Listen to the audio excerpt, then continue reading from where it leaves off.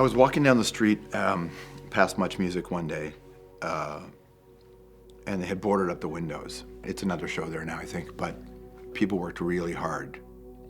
I was just a small part of it, in creating a space where Canadian kids felt safe. If you watched, you never felt excluded. If you were of any ethnicity, you were welcome. That was a conscious choice. We worked to let everybody know you're all welcome here. And then this artist that you love, that you listen to that CD every night, now you can meet them. We knew that that kid would be inspired. These are all things that were running through my head over the last few years. And I walked by Much and they closed it off and I was like, man, where is the connection between the fan and the artist? And I said, I'll do it at my house.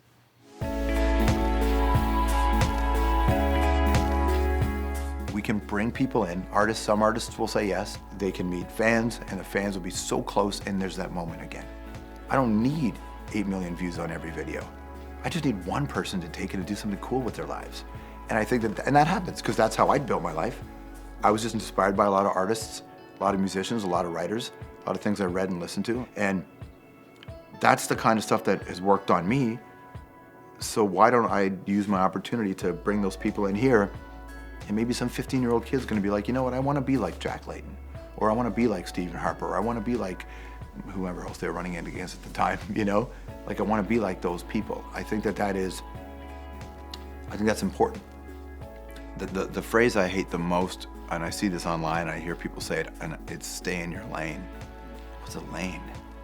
I refuse to stay in any lane. I wanna do all kinds of different things. So even though I've been doing this for a long time, I've done so many different things within it and been lucky enough to be a part of so many projects that what excites me is that I can just do whatever I feel like.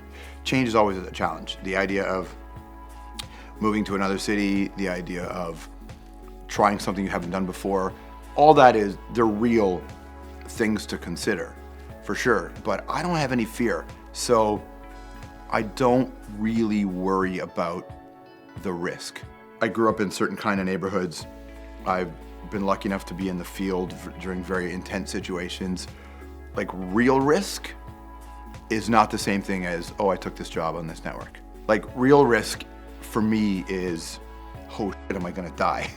Like that's how basic I am about life. My whole thing is this, is it gonna kill me? No, I can handle everything else. There's no way I'm gonna let something like my self-doubt stop me. And the good news is when you do things and it doesn't work, like I've done projects like hockey where you go on the air and you get pummeled every day by the public. Who cares? Like big wins are great, but big losses are actually kind of cool too. Because you look at the totality of your life and how you spend your days, you sit back and go, man, I left it all on the floor. And that's what I really want out of this life, you know, is to not hold back. It's like we've done a lot and there's still more to go. But if it ends tomorrow, I can look back at the last 25 years and say, we did our part.